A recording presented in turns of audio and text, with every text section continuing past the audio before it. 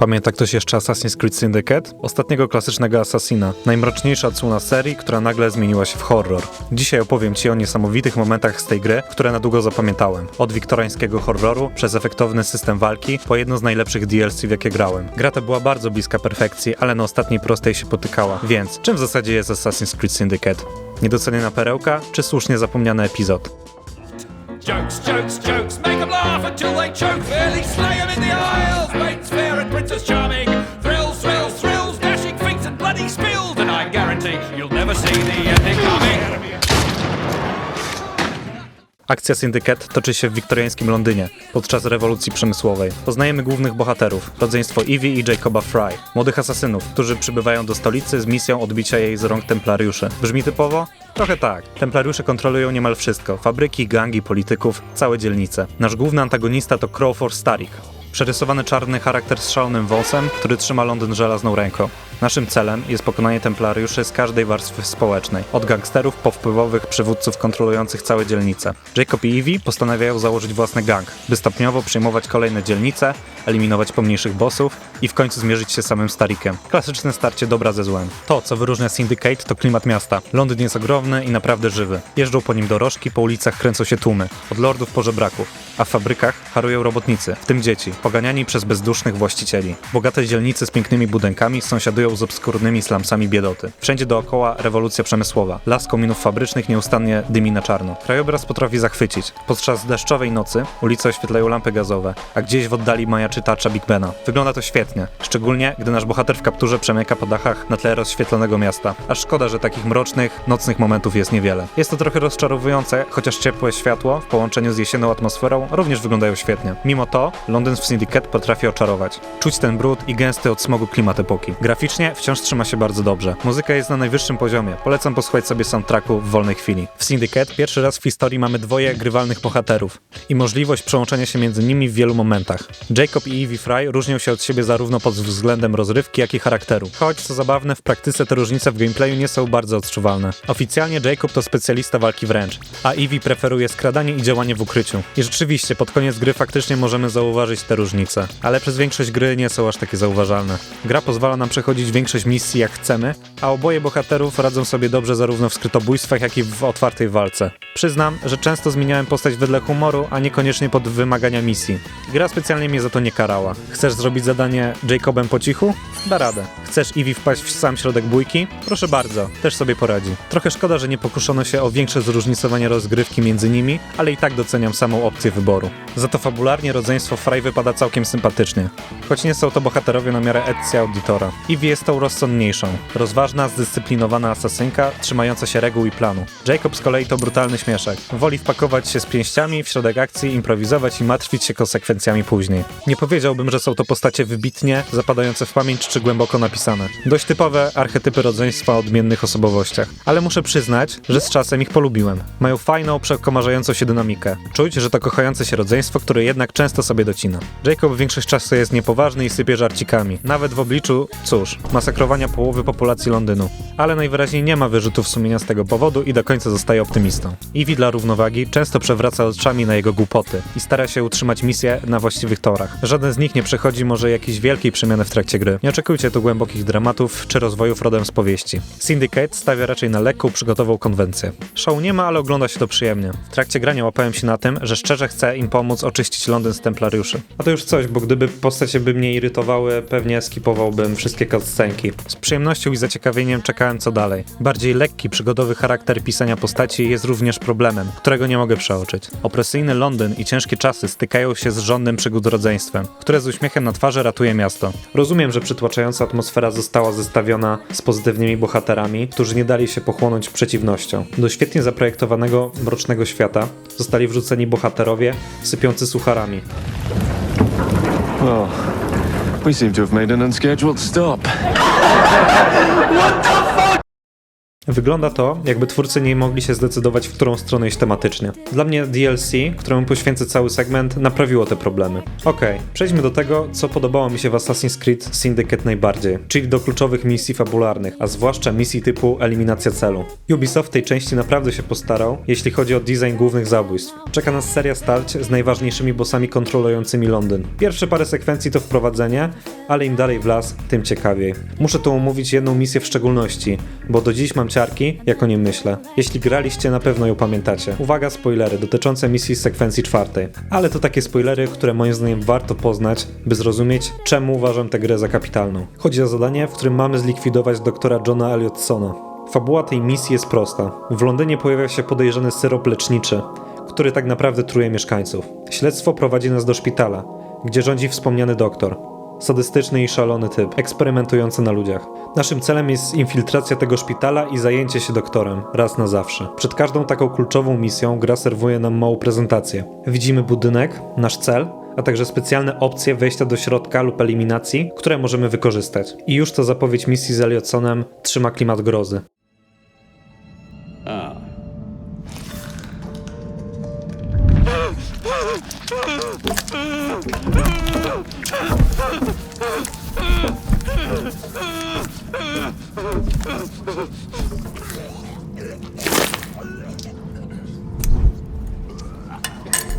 As you've just witnessed, the application of too much pressure can sometimes result in unexpected outcomes. Unfortunately, it appears I've ruined the organ.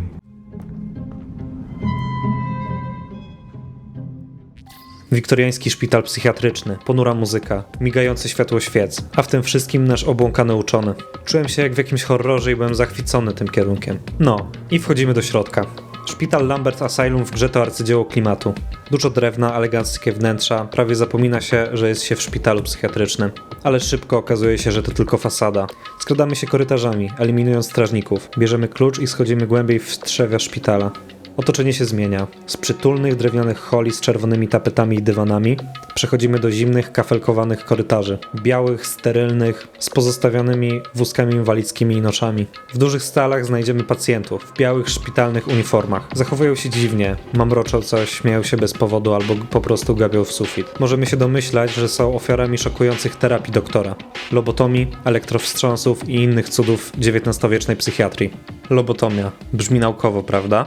To tylko ładne słowo na wbijanie stalowego pręta w mózg. Ale po kolei. Lobotomia to zabieg neurochirurgiczny polegający na przecięciu połączeń kory przedczołowej z innymi strukturami mózgowia. Czyli mówiąc prosto, odcinasz człowieka od emocji, decyzji, osobowości, od siebie samego. Powstała w latach 30. XX wieku, ale jej duchowe korzenie sięgają końcówki XIX wieku, kiedy lekarze eksperymentowali z operacjami na umyśle.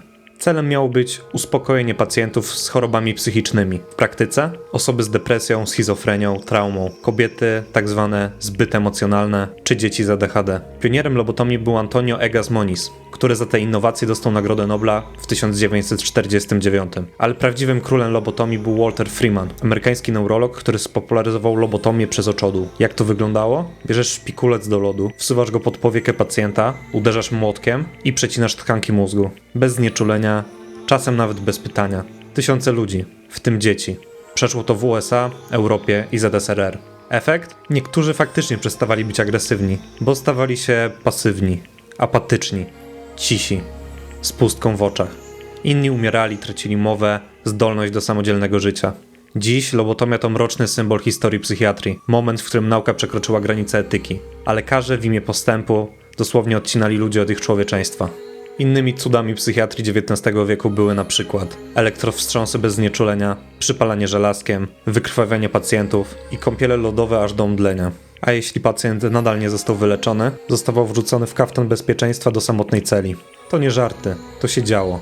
I Syndicate nie boi się tego pokazać. Pokazuje ten obłęd między wierszami. Wystarczy obserwować otoczenie szpitala. To tyle jeśli chodzi o historyczny segment. Wracamy teraz do materiału. Atmosfera jest niepokojąca. Żeby było jeszcze lepiej, gdzieś w głębi budynku słychać dziwaczną, niepokojącą melodię na pianinie. Taki wesoły utwór, który w odpowiednim kontekście brzmi upiornie. Ktoś tam sobie gra, a my cichcem przekradamy się między salami pełnymi katatonicznych pacjentów. Ja byłem w niebo wzięty. Uwielbiam takie motywy horrorowe w grach akcji. Czułem się, jakbym przeniknął do jakiegoś koszmaru w stylu serialu Ratchet albo filmu Jacob's Ladder. Bardzo polecam, nawiasem mówiąc. W Assassin's Creed takiego klimatu jeszcze nie było. Samo zabójstwo Elliottsona możemy wykonać na kilka sposobów, ale gra proponuje pewną szczególną opcję, która mnie zachwyciła. Możemy udać się do kostnicy w piwnicy szpitala i podmienić ciało, które doktor zamierza badać przed publicznością. Możemy sami położyć się na stole sekcyjnym. Zostajemy wniesieni jako zwłoki prosto przed oblicze doktora i jego widowni. I tutaj dochodzimy do finału misji. Zobaczcie sami.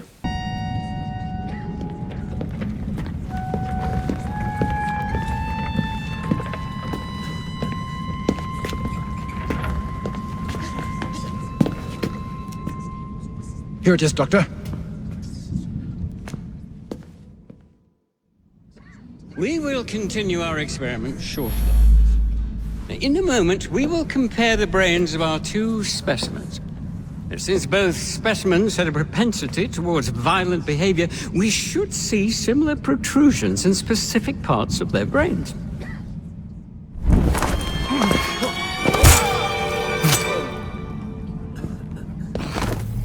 Następnie czeka nas sekwencja, gdzie nasz bohater rozmawia ze świeżo zabitym targetem. Typowe dla serii zakończenie misji. Jednak cała toczka, szpitala psychiatrycznego i sprytne podejście sprawiły, że misja z Elliotsonem to dla mnie najlepszy moment w całej grze. Serio, gdybym miał wskazać jedną rzecz, dla której warto zagrać w Assassin's Creed Syndicate, to wskazałbym właśnie to zadanie. Takie momenty przypominają mi, że Ubisoft potrafi jeszcze zaskoczyć kreatywnością w ramach utartej formuły Assassin's Creed. Chciałbym więcej takiego mrocznego, unikalnego klimatu w innych częściach. Moją drugą ulubioną misją jest eliminacja Maxwella Roth, czyli szalonego artysty. Kolejny archetyp antagonisty, który mega lubię. Dla szacunku waszego czasu pokażę najlepsze momenty, które oddają styl i motyw poziomu. Give me the cure that the doctor got. Give me a cure that will stick. 'Cause now that I'm seeing through clearer eyes, old Lambeth is making me sick. Me sick, old Lambeth is making me sick. Give me the cure, give me the cure. A jak wypada finał głównej fabuły? Uwaga na spoilery! Ostatnia sekwencja rozgrywa się podczas wystawnego balu w pałacu Buckingham z udziałem samej królowej Wiktorii. Misja na balu jest naprawdę fajnie zrobiona. Trzeba wmieszać się w tłum arystokracji, są tańce, stroje wieczorowe, piękne wnętrza pałacu. Czuć przepych epoki, a jednocześnie narasta napięcie, bo to już finałowa rozgrywka z głównym templariuszem. Starcie z Crawfordem Starrickiem. Cóż, tu mam mieszane uczucia. Z jednej strony walczymy wspólnie Evie i Jacobem. Można się między nimi przełączać podczas walki, co jest klimatyczne. Rodzeństwo współpracuje, by pokonać bossa. Sama walka nie jest szczególnie trudna ani odkrywcza, ale moment, gdy Jacob i Evie wspólnie wykańczają Starricka, taki klasyczny filmowy finisher w duecie. Miło się patrzy, jak antagonista w końcu dostaje to, na co zasłużył. Po tym finale czułem się usatysfakcjonowany historią. Główny wątek z Syndicate jest ciekawy i trzymał mnie do końca, choć nie ukrywam, to raczej rozrywkowa fabuła, bez ambicji na głębokie dramaty. Taka trochę komiksowa opowieść o superbohaterach w XIX wieku, z historycznymi postaciami w tle. Dla mnie okej. Czasem właśnie tego oczekuję od gier Assassin's Creed. Zakończenie spina wszystko klamrą, Londyn jest wolny, templariusze pokonani. Ale tutaj nasz czas w Londynie jeszcze się nie kończy. Przyznam się bez bicia, podczas przechodzenia głównej fabuły olałem większość aktywności pobocznych. Syndicate wrzuca nam na mapę masę znaczników. Tu wyzwól dzieci z fabryki, tam przywieź zapasy do swojej kryjówki, gdzie indziej schwytaj i zabij templariusza, który terroryzuje dzielnicę. Tego jest dużo i szybko staje się powtarzalne. Uznałem, że nie ma sensu na siłę tego mielić i skupiłem się na wątku głównym. I dopiero po ukończeniu fabuły wróciłem do zadań pobocznych. Ku mojemu zaskoczeniu okazało się, że ominąłem sporo fajnych historii. Ubisoft sprytnie schował najbardziej interesujące misje poboczne jako questy od postaci historycznych rozsianych po mieście. W grze spotykamy m.in. Karola Marksa, Charlesa Darwina, Charlesa Dickensa, młonego Winstona Churchilla i wspomnianą królową Wiktorię. Każda z tych postaci zleca nam małą serię misji, które często mają unikalny klimat. Na przykład Dickens zabiera nas na poszukiwanie zjawisk paranormalnych w Londynie. Takie duchy i strachy rodem z jego opowieści. I tutaj jest lekki ukłon w stronę opowieści wigilijnej i fascynacji wiktoriańskich ludzi spirytyzmem. Darwin prosi nas o pomoc w obronie jego teorii. Marx zaangażuje nas w pomoc klasie robotniczej, co prowadzi do starć z fabrykantami i kapitalistami. Tutaj przejmowanie fabryk i mordowanie pana kierownika miało jakiś cel fabularny. Wolę takie rozwiązanie niż arbitralnie rzucone 10 fabryk do odbicia. Te misje fabularne były naprawdę niezłe, często ciekawsze niż wątek główny. Trochę żałowałem, że zrobiłem je dopiero po finale, bo mogły urozmaicić mi kampanię. Nagle przenosimy się do czasów I wojny światowej. Tutaj, jako wnuczka Evie Fry, trafiamy do bombardowanego Londynu, kilkadziesiąt lat po wydarzeniach Syndicate. Miasto jest w ruinie, na niebie zeppeliny zrzucają bomby, wszędzie żołnierze. Klimat totalnie inny, prawie jak osobna gra. Naszym zadaniem jest udaremnienie spisku niemieckich szpiegów i uratowanie młodego Winstona Churchilla przed zamachem. Brzmi super? Bo było super. Dopóki nie wskoczyła postać z przyszłości. Nic z tego nizowego pojawia się kobieta, która mówi nam, dlaczego znaleźliśmy się w anomalii czasowej i co mamy robić. W Unity nastąpił glitch Animusa i tyle.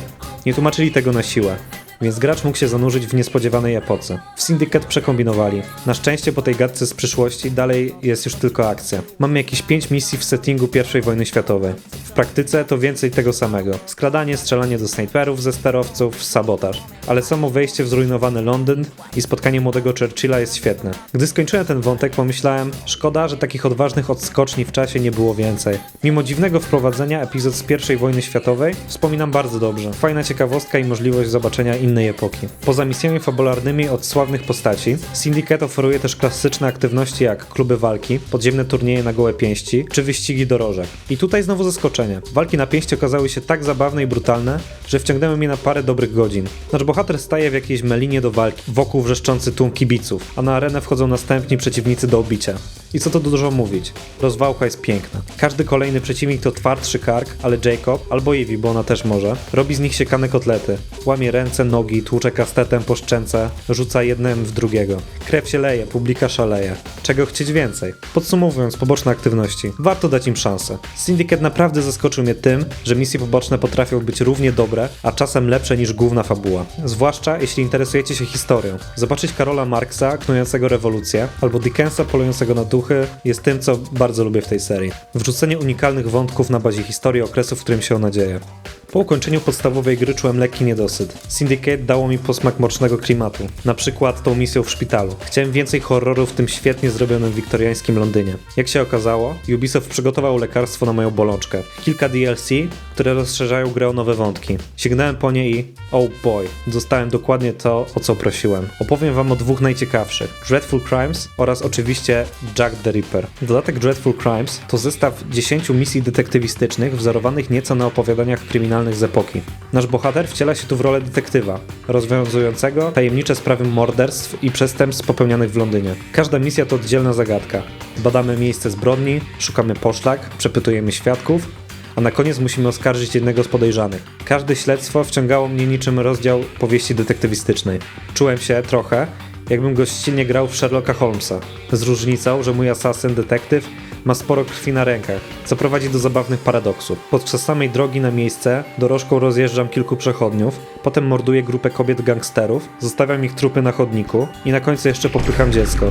Następnie wchodzę do kamienicy, gdzie mam zbadać morderstwo i profesjonalnie szukam śladów, jak gdyby nigdy nic. Ta dwoistość bycia zabójcą i detektywem jednocześnie była nawet komiczna, natomiast same zagadki są naprawdę dobrze zrobione. Każda sprawa dotyczy zwykłych mieszkańców Londynu i ich problemów, co świetnie uzupełnia obraz świata. Normalnie biegając po ulicach, nie zastanawiasz się, kto mieszka w tych wszystkich domach. Mijasz setki okien, za którymi kryją się czyjeś historie. Dreadful Crimes pozwala nam zajrzeć głębiej. Po ukończeniu dodatku, gdy przejeżdżałem obok kamienicy, pomyślałem, pamiętam tę miejscówkę. Tutaj mieszkała ta wdowa, której mąż został otruty. Od razu czuć większy realizm i zanurzenie w świecie. Te śledztwa tchnęły życie w miasto i pokazały historię zwykłych ludzi w tle naszej wielkiej wojny asasinów z templariuszami. Warto wspomnieć o bohaterach tego DLC. Zleceniodawcą naszych misji jest niejaki Henry Raymond, autor poczytych powieści kryminalnych. Towarzyszy mu bystry młody chłopak, który pomaga mu zbierać informacje. Nazwisko tego chłopaka to Arthur Conan Doyle. Tak jest. Przyszły twórca Sherlocka Holmesa pojawia się tutaj jako nastoletni obserwator, chłoniący kryminalne opowieści. Fajny easter egg i mrugnięcie do fanów literatury. Henry Raymond spisuje potem nasze dokonania i publikuje jako gazetowe sensacje. Niby to drobiazg, ale fajnie buduje narrację. Same sprawy mają rozmaity charakter. Od dość ponurych dramatów po groteskowe czarne komedie. Najbardziej zapadła mi w pamięć misja pod tytułem The Most Hated Man in London. Już tytuł sugeruje, kim mogła być ofiara. I rzeczywiście, śledztwo ujawnia całą plejadę ludzi, którym ziomek znalazł za skórę. Facet był tak wredny, że ktoś najpierw go otruł, przeżył. Potem drugi raz go otruto, przeżył. Następnie ktoś go dźgnął nożem, dalej żył. Potem ktoś go postrzelił, dalej żyje, aż w końcu spadła na niego skrzynia i go zmiażdżyła. Autentycznie niefart, czy może zaplanowany, skomplikowany mord? Naszym zadaniem jest rozwikłać tę serię nieszczęść. Sprawa jest nietypowa, trochę humorystyczna w swoim przerysowaniu i zgadzam się z narratorem. Gość faktycznie musiał być wyjątkowym chujem, skoro tyle osób niezależnie chciało go sprzątnąć. Rozwiązanie zagadki nie zawodzi, ale polecam wam przeżyć ją samemu. Wszystko łączy się w logiczną całość, a ja poczułem satysfakcję jak po dobrym kryminale. Żałowałem tylko, że to już koniec, bo ostatnia sprawa tak mi się podobała, iż od razu miałem ochotę na więcej. I tutaj przechodzimy do finałowej sprawy, tego dodatku. Trafiamy do pałacu Buckingham. Tym razem trop prowadzi do rzekomego zamachu bombowego na królową podczas przyjęcia, a bomba nie wybucha. Okazuje się, że nic to nie jest takim, jakim by się wydawało. Nasz detektyw asasyn musi wejść do własnej głowy, przeanalizować wszystkie wskazówki z poprzednich spraw i połączyć kropki. I nagle wychodzi na jaw szokująca prawda. Seryjnym mordercą okazał się ten, kto nas wynajął, czyli sam Henry Raymond. Tak jest. Pisarz True Crime sam tworzył sobie materiały, po cichu mordując ludzi, by potem opisywać to w gazetach. Muszę przyznać, finałowa zagrywka mnie zaskoczyła i bardzo mi się spodobała. Ma to sens i fajnie spaja cały cykl misji w jedną historię. Gdy rozwiązałem ostateczną zagadkę i zdemaskowałem Raymonda, pomyślałem sobie, dobra robota Ubisoft. Więcej takich historii poproszę.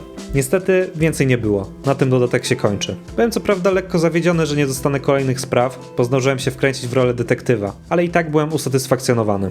Te miejsce to świetne uzupełnienie gry i absolutny must play dla fanów Sherlocka Holmesa i kryminałów w klimacie XIX wieku. No i przechodzimy do największego dodatku oraz mojego ulubionego elementu Syndicate w ogóle. DLC Jack the Ripper, czyli starcie z najsłynniejszym seryjnym mordercą w historii Londynu. Powiem wprost, chciałbym, żeby cała gra trzymała taki poziom, klimat i jakość jak ten dodatek. Ale pokrótce, kim on właściwie był? I dlaczego do dziś nie możemy się od niego oderwać? Jack the Ripper to pseudonim nadany nieznanemu mordercy, który w 1888 roku terroryzował dzielnicę Whitechapel w Londynie. Zabił co najmniej 5 kobiet. Wszystkie były prostytutkami, a ich ciała zostały brutalnie okaleczone. Cięcia chirurgiczne, usunięte organy, rytualna precyzja. I co najgorsze, prawda, nigdy nie został złapany. Nigdy nie poznaliśmy jego tożsamości. To sprawiło, że Jack stał się nie tylko przestępcą, stał się legendą, postrachem, miejskim mitem, pierwszym seryjnym mordercą epoki mediów. Każda gazeta o nim pisała. Listy rzekomo od niego podgrzewały atmosferę. Londyn żył w strachu, a świat patrzył. Rozpruwacz to nie tylko postać, to symbol miasta, które przegniło od środka. Symbol strachu, który rodzi się tam, gdzie nikt nie patrzy. Zabójca z zaułka, ale też produkt epoki, która zapomniała o swoich najbiedniejszych. Dlatego w mediach Jack często jest czymś więcej niż człowiekiem. Jest cieniem systemu. Potworem urodzonym z brudu, klasizmu, przemocy i obojętności. I może właśnie dlatego ciągle do niego wracamy. Bo za każdym razem, gdy świat robi się trochę zbyt podobny do Whitechapel z roku 1888, Jack zaczyna znowu chodzić po ulicach. Na myśl przychodzą takie dzieła jak From Hell Alana Moore'a czy Gotham by Gaslight, czyli Batman kontra Jack the Ripper. Bardzo polecam. Grając czułem się, jakbym wstąpił w świat tych komiksów. Jack pojawił się również w Record of Ragnarok. Polecajki dla moich drogich mango zjebów. Ale wracając. Akcja Jack the Ripper dzieje się 20 lat po wydarzeniach z podstawki. Evie Fry jest już dojrzałą kobietą, która wraca do Londynu, by rozprawić się z Jackiem, tajemniczym mordercą prostytutek z dzielnicy Whitechapel. Co ciekawe, w dodatku wcielamy się nie tylko w Evie, ale też w samego Jacka. Nawet mechanika walki została tu trochę zmodyfikowana. Jack ma swoje unikalne ruchy.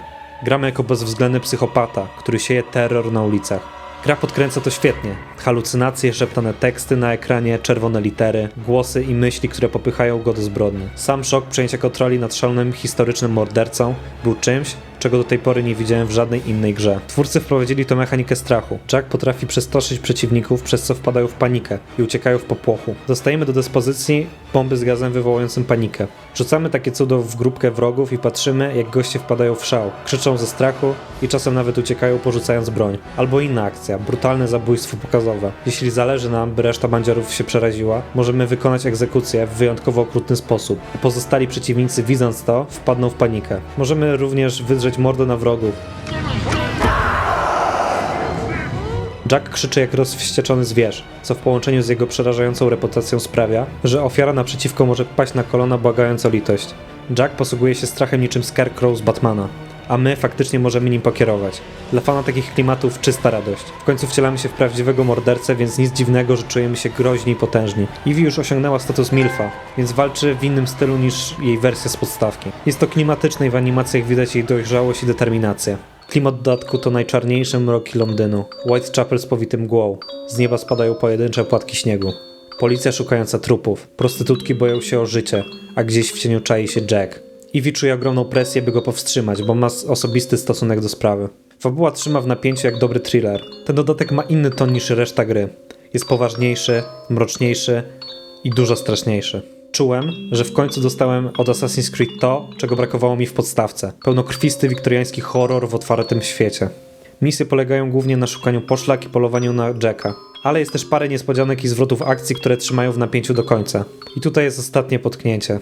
Teraz przejdźmy przez historię dodatku, który miał wszystko, żeby być najlepszym, co spotkało serię.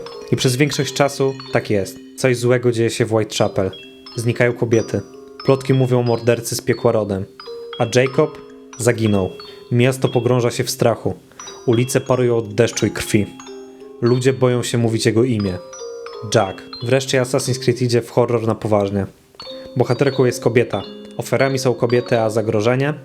Czyste, nieprzetworzone zło w ludzkiej skórze. I wtedy dostajemy twist. Jack nie jest żadnym demonem, żadnym tajemniczym zwyrodnialcem z ulicy. Nie. Jack to były uczeń Jacoba Frya. Tak, serio. Ubisoft postanowił, że Jack the Ripper to asasyn, który zbłądził. Trenowany przez Jacoba, porzucony, skrzywdzony przez system, pogrążony w bólu. Upadły, zdradzony. Mści się teraz na wszystkich. No i dobra, rozumiem zamysł. Dramat osobisty, pokazać, że nasi bohaterowie też popełniają błędy. Że zło może zrodzić się z porażki systemu. Ale Jack the Ripper był przerażający, bo był niewiadomą. Cieniem.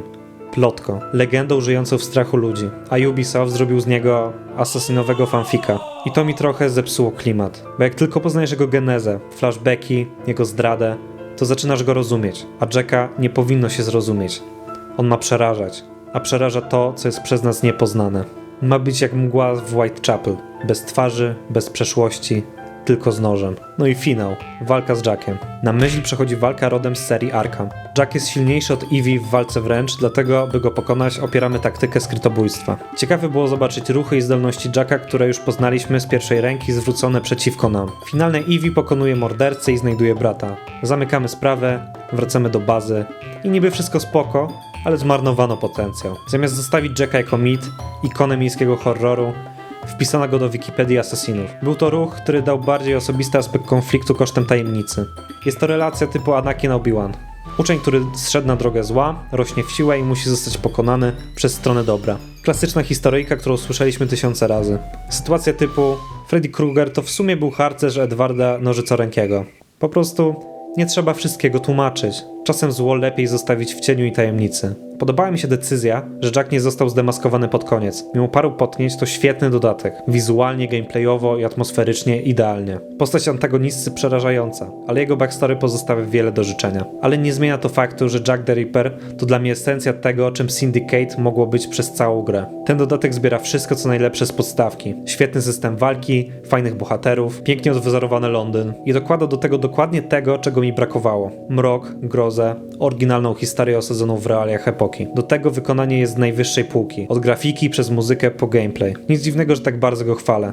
To jedno z najlepszych DLC, w jakie grałem. Podsumowując, Assassin's Creed Syndicate to gra, której bardzo mało brakowało do ideału, ale miała odwagę eksperymentować. Sporo tu recyklingu pomysłów z poprzednich części. Nie pierwszy raz wyzwalaliśmy dzielnice miasta, goniliśmy za templariuszami i zbieraliśmy znajdźki. Dużo elementów Syndicate było już wcześniej ograne, przez co momentami czuć pewną sztampę. Do tego bohaterowie, choć sympatyczni, nie są tak charyzmatyczni jak najlepsi z serii. Rozgrywka bywa powtarzalna, a sidequesty typu zabij 10 typów tu i tam może nużyć. Ale gdy myślę o Syndicate, najpierw przychodzą mi do głowy rzeczy, które bardzo mi się w niej podobały. Klimat miasta, muzyka budująca nastrój, kapitalne misje jak ta w szpitalu, ciekawostki historyczne z udziałem sławnych postaci oraz fenomenalny DLC Jack the Ripper, które pokazało mroczne oblicze Londynu. Czuję, że to mogła być gra wybitna, legendarna. Te dobre elementy mocno przeważają nad przeciętnością reszty. Niestety, gdzieś tam Ubisoft przestraszył się własnej odwagi i pozostał przy bezpiecznej formule. Dlatego Syndicate nie osiągnęło statusu legendy, na jaki mógł zasłużyć. Ale czy to znaczy, że to zła gra? Absolutnie nie. To świetna gra akcji, osadzona w otwartym świecie, która została trochę niesprawiedliwie zepchnięta w cień. Pewnie przez zmęczenie materiału graczy, bo wychodziła rok po Assassin's Creed Unity. Dla mnie Syndicate to taki niedoceniony rozdział serii. który warto odkryć na nowo. Syndicate to gra pełna sprzeczności. Z jednej strony przewidywalna, z drugiej potrafi zaskoczyć. Nierówna, ale momentami przez to genialna. Niedoceniona, ale przez to odkrywanie jej sprawia jeszcze więcej frajdy. Ja bawiłem się przednio, a wspomnienia z wiktoriańskiego Londynu jeszcze długo zostaną w mojej głowie. Faktem jest, że to ostatnia część w starym stylu, bo po nim seria poszła w zupełnie innym kierunku. RPG w Origins i dalej. Jest to dla mnie bardzo dobre zakończenie pewnej ery. Miało wyjść z przytupem, ale wyszło raczej jak cichy pierd w windzie. W Syndicate zagrało bowiem historycznie mało graczy. Ten niewypał spowodował pójście serii w stronę open world RPG i wielką mainstreamową popularność. Jednak osobiście ciepło wspominam przeszłość serii i nie czerpię tyle przyjemności z nowych części. Pamiętam, jak nowa część Assassin's Creed była dla mnie wielkim wydarzeniem. Sprawdzanie epoki, czy powrócą stare postaci. Po przejściu wszystkich gier serii, podczas grania w Valhalla stwierdziłem, że już zmęczyła mnie formuła i od tego czasu nie ruszyłem niczego nowego. Zacząłem powracać do starszych części, patrząc na nie z pełną nostalgią. Jeżeli macie okazję, dajcie Syndicate szansę. Może i wy znajdziecie w niej swoje niesamowite momenty. Dzięki za oglądanie i dajcie znać, co sądzicie o Syndicate i w kierunku, w którym skręciła seria. Do następnego.